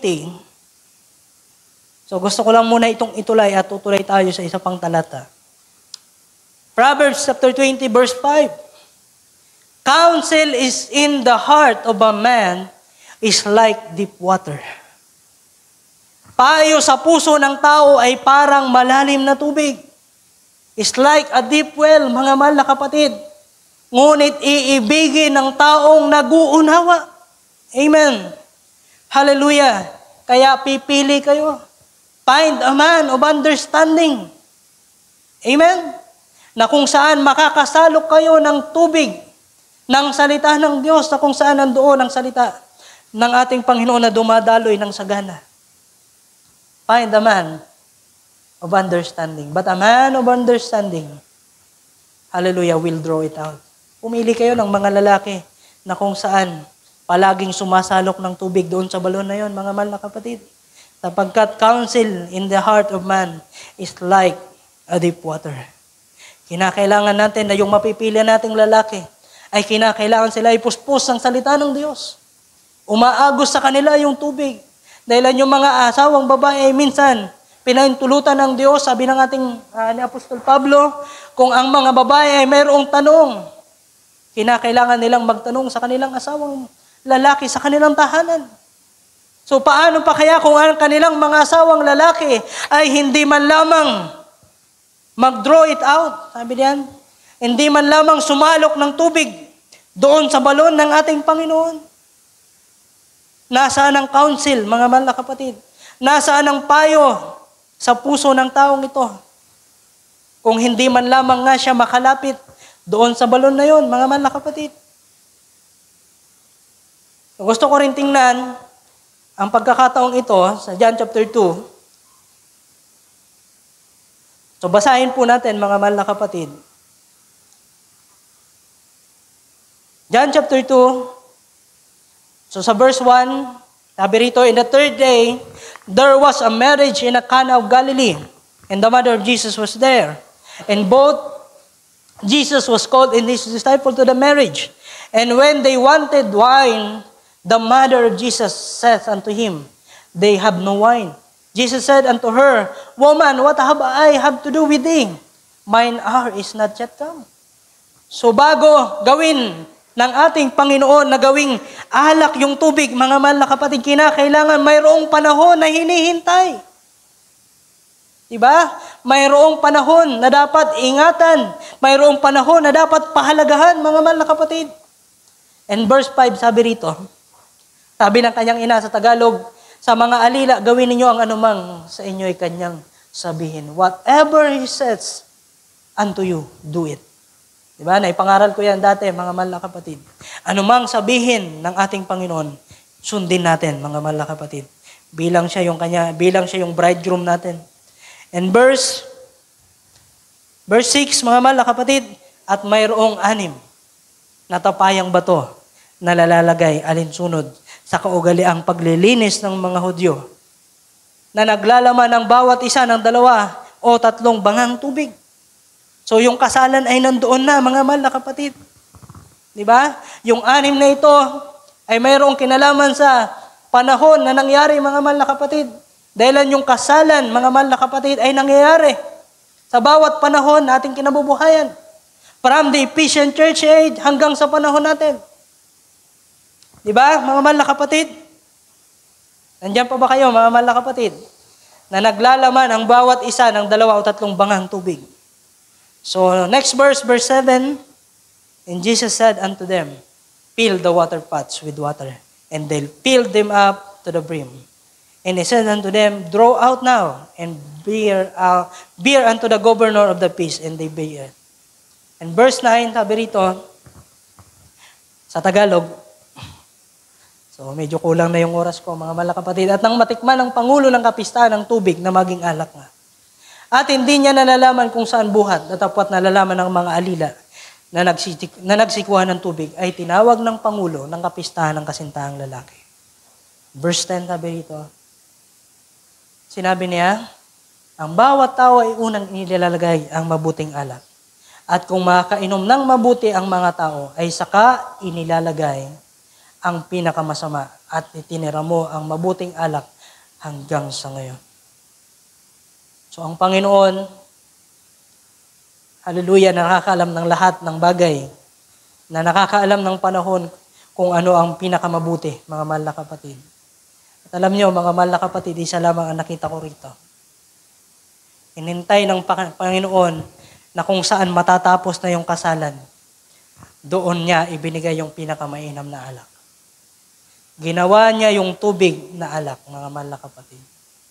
Ito ay sa kasalan, mga mahal na kapatid. Ibig sabihin, alam ko na naunawaan nyo yung gusto kong ipakita sa inyo. Although yung pinakakasalan na mararanasan natin ay darating pa lamang. Pero yung kasalan ay nangyayari na simula pa lamang sa Ephesian Church Age. Mayroon ng pakikipag-isa sa panahon na yon. At yung pinakamainam na alak ay iniingatan ng Panginoon na ibinigay sa pinakahuling panahon. Amen? Sabi rito, sabi diyan, mga mahal na kapatid, itinara mo ang mabuting alak hanggang ngayon. Ibig sabihin, mayroong alak pa na natitira, mga mahal na kapatid, na ibibigay ng Panginoon sa mga huling araw na ito.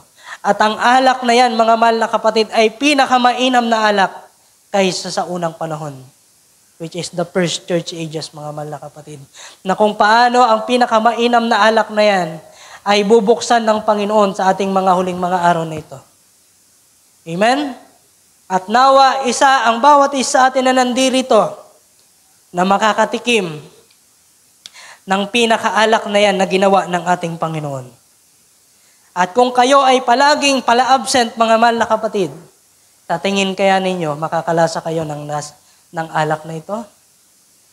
Hindi po, mga mahal na kapatid. Dahilan kung paano ang ating Panginoon palagi niyang iniingatan. Diba? Yung 6 water pots na ito, mga mahal na kapatid, ay pinapakita na yan yung iglesia ng Panginoon. Pinupuno muna niya ng tubig, mga mahal na kapatid. Pinupuno muna niya ng tubig. Ano yung tubig? Ang salita ng Diyos. At kung hindi po kayo mapupuno ng salita ng Diyos, hindi po yan magiging alak. Yan po yung tandaan natin, mga mahal na kapatid. At ang tubig na yan ay makukuha natin sa balon ng ating Panginoon. Diba? Dahilan yan yung sources ng tubig sa panahon na nakalipas. Dahilan yung panahon kasi natin ngayon, iba na. Iba na yung deep well ngayon, mga mahal na kapatid. Pwede nang dibumba, pwede nang mayroong water pump. Diba? Diyan, meron pa ring bubon, mga mahal na kapatid. Pero matagal ko nang sinasabi sa kanila, dahil yung balon na dyan ay medyo mababaw lamang, maraming putik, mga mahal na kapatid. At yung istaka namin ng drum ay napupuno ng putik, kinakailangan linisan ng linisan. Kaya nire-recommend ko sa kanila, kinakailangan na natin gumawa ng deep well. Ibig sabihin yung gripo na. Kasi, dapat kasi yung isang balon, kung gusto nyong maging malinis yung balon, kinakailangan yung mga Puso Negro ay 10 meters apart. Base yan sa mga sa design na meron dyan, mga mahal na kapatid. Kaya nire-recommend ako talaga palagi kapag napag-uusapan yung balon na yan, walang ibang nasa isip ko kung magpagawa na ng deep well. Kasi yun yung pinakamalinis na source ng tubig. Diba, mga mahal na kapatid? Kaya sa panahong ito, na ating kinabubuhayan, mga mahal na kapatid, kung hindi po tayo makakapag-imbak ng tubig, hallelujah, wala pong gagawing alak. Ano yung alak, mga mahal na kapatid? Yan yung revelation, mga mahal na kapatid. Diyan mabubuksan sa atin yung napakaraming mga bagay. At kung hindi po tayo makakapag-ipon ng tubig na yan, hindi po tayo makakainom palagi ng tubig na yan, at hindi po natin mailalagay yung tubig na yan sa ating mga water pots, hindi po yan magiging alak, mga mahal na kapatid. Hallelujah. At sa mga uling talata sa Mark chapter 16, verse 1 to 11, gusto ko rin ipakita sa inyo ang isang bagay na ito. Okay. Gusto kong tingnan ulit natin. John chapter 4, verse 14. Basahin ko muna bago tayo tumungo roon. But whosoever drinketh of the water that I shall give him shall never thirst. But the water that I shall give him shall be in him a well of water springing up into everlasting life. So sa Mark chapter 16, verse 1, mga mahal na kapatid, sabi rito, tingnan natin sa Tagalog. At nang makaraan ang Sabat, si Maria Magdalena at si Mariang ina ni Santiago at si Salome ay nagsibili ng mga pabango upang sila ay magsiparon at siya'y pahiran. Tama ba, Mark? Okay. So marahil yan yung inawit natin kanina, mga mahal na kapatid. Kagaya yan nung alabaster box, mga mahal na kapatid, para pahiran ang Panginoon ng mahahalaga at mababangong pabango, mga mahal na kapatid. Verse 2. At pagkaumagang-umaga ng unang araw ng sanglinggo, ay nagsiparoon sila sa libingan ng sikat na ang araw. Verse 3, at kanilang pinag-uusapan, sino kaya ang ating mapagpapagulong ng bato mula sa pintuan ng libingan? Diba? Nandyan na naman yung bato, mga mahal na kapatid. Dahilan yung libingan ng Panginoon ay natatakpan ng isang napakalaking bato. Diba? Sabi rito sa verse 4, and when they looked, they saw that the stone was rolled away. And for it was very great. So nag-uusap sila. Sino kaya yung makakapagpagulong ng batong ito? Dahilan hindi nila kaya, dahilan babae sila, mga mahal na kapatid. Kaya pala, mga mahal na kapatid, hindi pwedeng magbukas yung mga babae. Hindi pwedeng mangaral yung mga babae. Dahilan nakikita na doon pa lamang sa Old Testament, mga mahal na kapatid. Hallelujah. Meron nang pinapakita sa atin. Sabi rito, when they looked, they saw that the stone was rolled away. Sino kaya nang nagpagulong? Diba? Nag-uusap-usap pa lamang yung mga babaeng to, si Magdalena at si Maria at si Salome, mga mahal na kapatid. Sino kaya magpapagulong para pahiran natin ng pabango, yung katawan ng ating Panginoon? Pero nang dumating sila sa panahon na yon, doon sa tagpong yon, mga mahal na kapatid, doon sa libingan, ay nakagulong na yung bato. Nahayag na, mga mahal na kapatid. And entering into the sepulchre, they saw a young man sitting on the right side, clothed in a long white garment, and they were affrighted. Di ba? Kung ating makikita, base sa aking pagtatalakay sa araw na ito, kapag ka iginugulong na yung bato, meron nabubuksan. At sa panahon na ito, yung binasa ko sa John chapter 4, verse 14, malaya na po, na makakakuha ng tubig yung mga tao sa ating Panginoong Jesucristo. So simple lamang po yung gusto kong ipakita sa inyo, na walang iba ang ating Panginoon, kinakailangan niya na mamatay, kinakailangan niya na ilagay doon sa libingan na yon, kinakailangan niyang takpan para hindi siya malagyan ng anumang impurities. Dahil yung katawan niya, nung ilagay doon sa libingan na yon, mga mahal na kapatid, ano iba yung libingan? Doon pinipreserve. Doon iniingatan. Mga mahal na kapatid, at kaya ganoon yung nangyari doon, mga mahal na kapatid, mayroon palang spiritual na gustong ipakita sa atin ngayon. Yung bato na yon ay isang selyo, mga mahal na kapatid. Di ba? Para mabuksan yon, nangangailangan ng kapahayagan.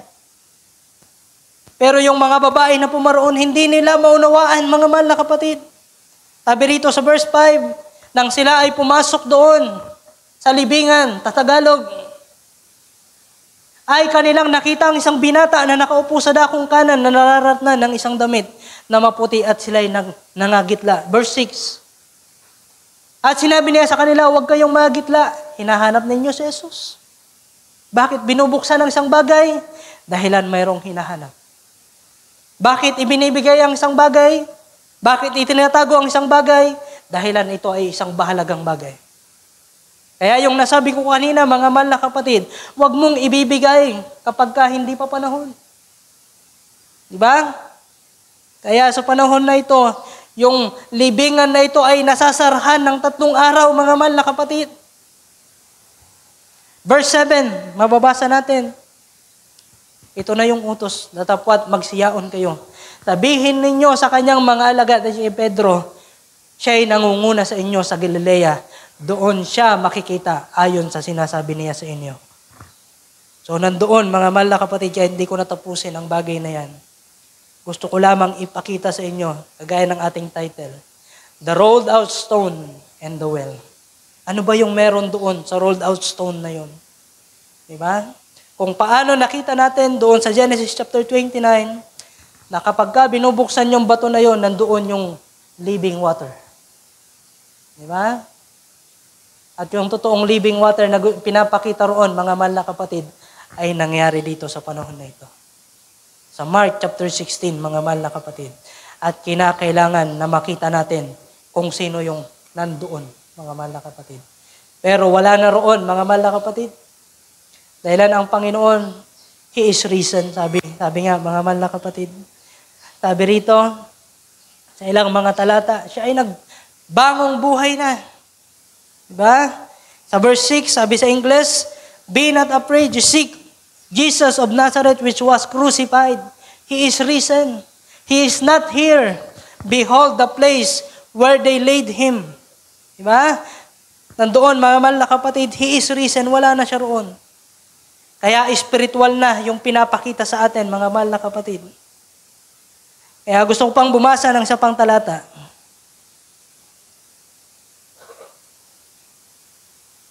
Sabi sa Isaiah chapter 12, verse 1 to 4, ating mababasa, mga mahal na kapatid.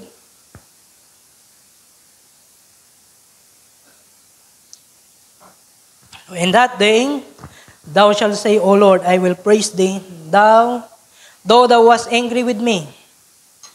Thine anger is torn away, and thou comforted me. Behold, God is my salvation. I will trust and not be afraid. For the Lord Jehovah is my strength and my song. He also is become my salvation. Therefore with joy shall ye draw water out of the wells of salvation. And in that day shall ye say, Praise the Lord. Call upon His name. Declare His doings among the people. Make mention that His name is exalted. Gusto kong ipakita sa inyo sa talatang yan, mga mahal na kapatid. Verse 3, Therefore with joy shall ye draw water out of the wells of salvation. So, sino yung wells of salvation natin, mga mahal na kapatid? Walang iba kundi ang ating Panginoon. Ano yung kinakailangan natin gawin? Sabi diyan, kaya't kayo'y iigib ng tubig na may kagalakan sa mga balon ng kaligtasan. Hindi po tayo makakaigib. Sabi diyan, umigib tayo na mayroong kagalakan. Pumarito tayo sa balon ng ating Panginoon na mayroong kagalakan, mga mahal na kapatid. Pag tayong paparito, na masama yung loob natin. Kinakailangan natin, masaya tayo. Magsiawit tayo na may kagalakan. Magpuri tayo na mayroong kagalakan dahilan ang ating kaligtasan ay binigay na sa atin ng ating Panginoon. Nakasalok na tayo, mga mahal na kapatid. At binuksan na yun, mga mahal na kapatid, para sa atin. Hallelujah! Kaya yung Proverbs chapter 20, muli kong babasahin na tayo magsisitayo sa oras na ito, sapagkat wala na tayong oras, mga mahal na kapatid. Tayo po'y magsitayo, Proverbs chapter 20. Counsel is in the heart of man, is like deep water. Nawa, mabasa ninyo kung sino yung nilalaman ng talatang yan. Nakikita nyo ba kung sino yan, mga mahal na kapatid? Counsel is in the heart of man. Sino yung lalaking yan, mga mahal na kapatid? Walang iba kundi ang ating Panginoon. Kaya sabi nga ng prophet, kada basa niyo ng talata, ng salita ng Diyos, hanapin ninyo si Kristo. Diba? Hanapin natin si Kristo, mga mahal na kapatid. At tayo aawit sa araw na ito. At tayo magtatapos, mga mahal na kapatid. Awitin natin. Fill my cup, Lord. Awitin natin yan. Sabi rito, counsel in the heart of man is like deep water. But a man of understanding will draw it out. So walang ibang nagsasalok niyan, mga mahal na kapatid. Unang-una ang ating Panginoon. He is the man of understanding. Amen. Nakikilala nyo ba yan, mga mahal na kapatid? Kaya yung mga napag-usapan natin kanina, hindi ko po yun sinadya, mga mahal na kapatid. The Lord, mga mahal na kapatid, ang nangungusap sa bawat isa atin. Ginagamit lang niya ang kanyang mga lingkod para ipahayag ang mga salitang ito. Sabi nga doon sa Revelation chapter 2, ating binasa kanina, siya na mayroong pakinig ay makinig. At pakinggan niya ang sinasabi ng Espiritu na nagsasabi sa bawat iglesia. To him that overcometh, siya na magiging mananagumpay, Kung pagtatagumpayan mo ang kahinaan mo ngayon, napakarami pang mga bagay ay pwede mong pagtagumpayan sa mga susunod na mga araw. And I will give to it of the hidden manna, and will give him a white stone, and in the stone a new name written, which no man knoweth, saving he that receiveth. Nawa, mga mahal na kapatid, meron po tayo na unawaan sa araw na ito. Meron tayong nakita sa araw na ito. Yung bagay dati na ating napapabayaan ay atin ang pahalagahan, mga mahal na kapatid. Oh, hallelujah. Pupurihin ka, Panginoon. Hallelujah. Hallelujah. Ating awitin na ang awit na yan at tayo mananalangin, mga mahal na kapatid. Like the one at the well I was for things that could not satisfy. Anong yan? Pwede pa sa KFC?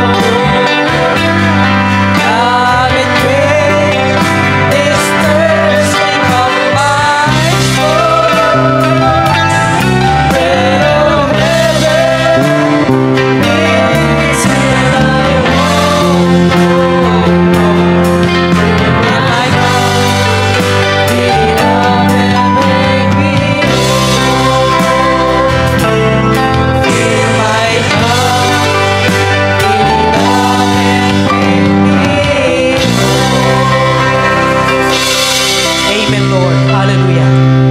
Yan po ang aming nais, Panginoon. Fill my cup from the well of the living water. Hallelujah. Yes, O Lord. Hallelujah. Salamat po, Panginoon, sa iyong mga salita. Salamat sa iyong mga salita, Panginoon, na nagbibigay sa amin ng kapahingahan. Bibigay sa amin ng kapahayagan, Panginoon, na nabubusog ang bawat isa amin sa pamamagitan ng hidden manna. O Lord, hallelujah, sa araw na ito, hallelujah, ang mga salita po na aming napakinggan, Lord, pagpaumaninan mo, Panginoon, sapagkat ang iyong lingkod ay merong hindi mainam na kalalagayan sa kanyang pangangatawan, pero dalangin ko, Panginoon, na na-deliver ko ng maayos ang iyong salita. Ngunit alam ko, Panginoon, anong sikap man namin, ikaw pa rin, Panginoon, ang nagdi-deliver ng iyong salita. Ikaw pa rin ang nagpapahayag ng iyong salita. At ikaw ay pumaparoon sa bawat silya sa dakong ito, Panginoon. Tinitingnan mo ang kalalagyan o tinitingnan mo ang cup, ang pot, Panginoon, ang water pot ng bawat mananampalataya sa dakong ito. Ito ba ay bukas, Panginoon? Ito ba ay sarado? Ito ba ay nabuksan ng iyong kapahayagan ng iyong salita? Dahilan kung ito ay nabuksan, Panginoon, ng kapahayagan ng iyong salita, malaya mo itong lalagyan ng iyong tubig. O Lord, ito po ang aming nais sa bawat pagkakatipon ng aming ng bawat gawain, Panginoon. Patuloy na mabuksan ang aming mga puso, Panginoon. Pumaparito kami ng sarado, Panginoon. Hallelujah, ngunit sa panahon na magpasimula ng iyong gawain, sa panahon na mabuksan ang iyong salita, Lord, nabubuksan din naman ang aming mga puso. At sa pagkakataong iyon, Panginoon, nagpapasimula habang kami nakikinig ng maayos, Panginoon. Unti-unting na nalalagyan ng tubig. Nalalagyan ng tubig, Panginoon. Kapagkat ikaw ang naglalagay ng tubig na ito, Panginoon. Hallelujah. At ito'y napupuno. At sa panahon na kami uuwi na, Lord, siniselyuhan mo ng kapahayagan ng iyong mga salita pa rin, Panginoon. Siniselyuhan mo ng iyong Espiritu, Panginoon. Nang sa gayon, uuwi kami, Panginoon, na punong-puno ang aming mga sisidlan. Hallelujah, ng mga salita na nag-uumapaw, na ito ay buhay, Panginoon, is a fountain of living water, Panginoon. O Lord, salamat sa iyong mga salita sa araw na ito. Lord, kanina nangangusap ka na mayroong warning, mayroong reward, Panginoon. At naroon ang warning sa araw na ito, Lord. Kung palagi naming ipoforsake ang pagkakatipon na kagaya ng ugali ng iba, hindi po kami makakaranas ng pagpupuno. Hindi po kami makakaranas ng kapatiran ng kauhawan na ito, Panginoon. Kaya Lord, salamat dahilan binuksan mo ang pagkaunawa sa mga salita mo, Lord. Na kung pahahalagahan namin ang pagkakatipon, Lord, kagaya ng mga tupa na nandoon sa Genesis 29, naghihintay sila na buksan ng mga pastor, Panginoon, ang balon, hallelujah, nang sa gayon, ang kanilang uhaw, Panginoon, ay mapati at nang sila ay makapagpahinga ng maayos at mapayapa sa iyong presensya in the green pasture of your word, Lord. Kaya sa oras na ito, Lord, hallelujah, habang kami mananalangin, Panginoon, ipaabot namin ang aming mga kalagayan, Panginoon. Hallelujah. Tayo manalangin sa oras na ito, mga mahal na kapatid. Ano man ang iyong kalagayan sa oras na ito, dilog po natin sa ating Panginoon. At tingin natin ang kanyang pagsagot. Tingin natin ang kanyang answer, mga mahal na kapatid. Hallelujah. Hallelujah. Tayo mo ko.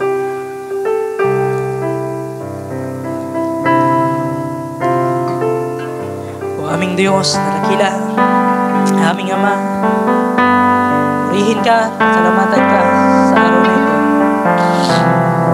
Dakilain ang iyong banal na pangalan. Sambahin ka, Panginoon. Salamat sa pagkakatipon na ito, Panginoon, na binigay mo sa bawat isa.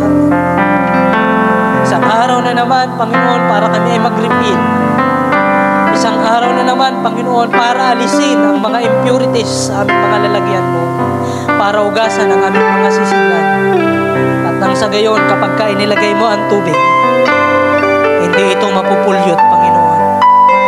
at ito ay magiging benefit sa aming mga pangangatawang spiritual, Panginoon. O Lord Jesus, salamat sapagkat Ikaw ang aming pastor. Ikaw ang aming dakilang pastor. Ikaw ang selyo sa balon na yon, Panginoon. Ikaw ang bato na nakaselyo, Panginoon. Ikaw na ang balon, Panginoon. At Ikaw rin naman ang tubig na nakalagay roon. Lord, Ikaw ang lahat sa bawat isa. Ikaw ang lahat sa bawat isa, Panginoon. Sa oras na ito, Lord, papasalamat po kami sa mga salita na aming napakinggan.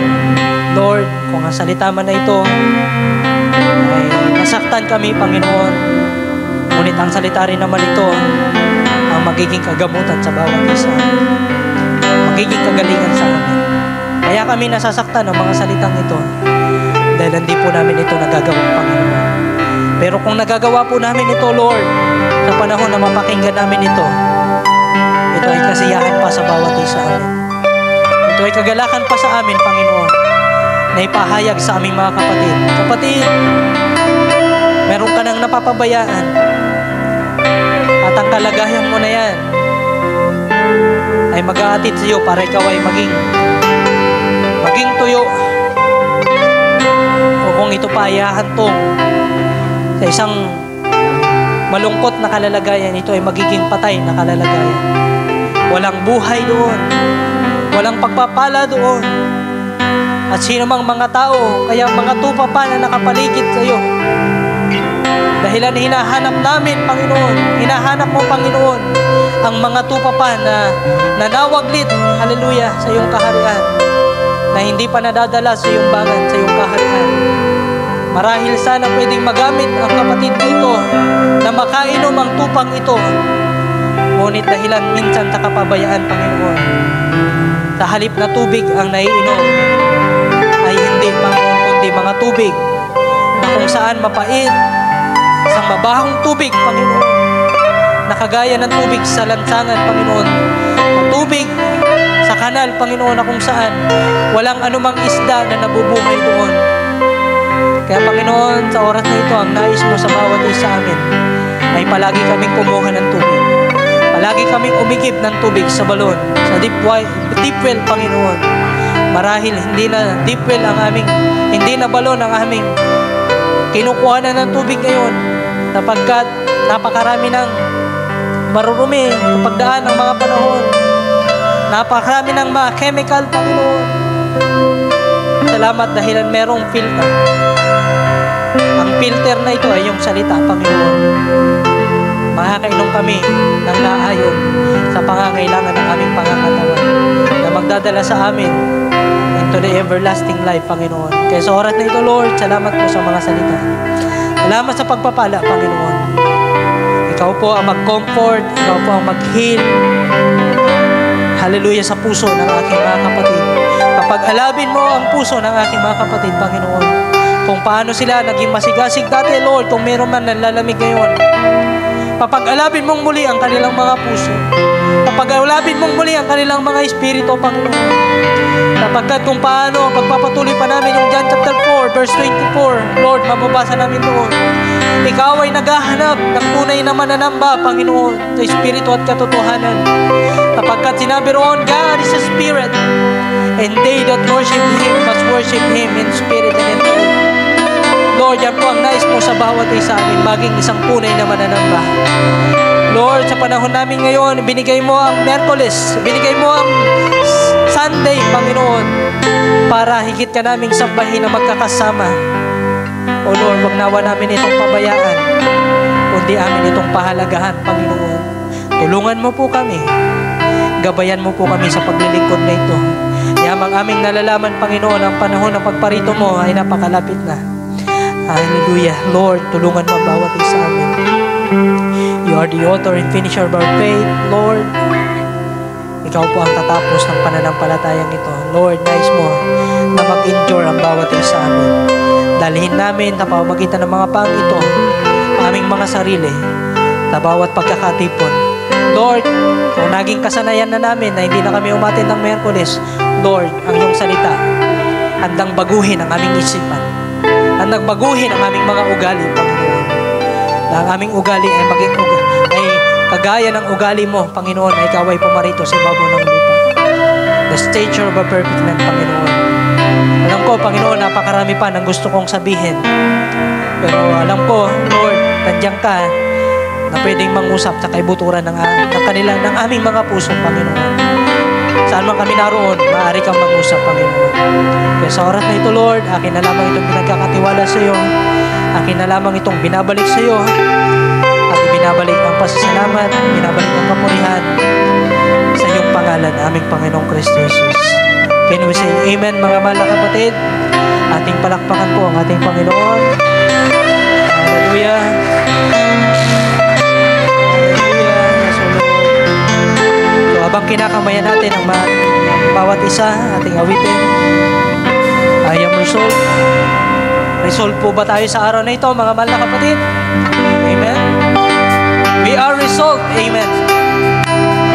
We are charmed by the Lord and by the words nila. Hindi nagsanlip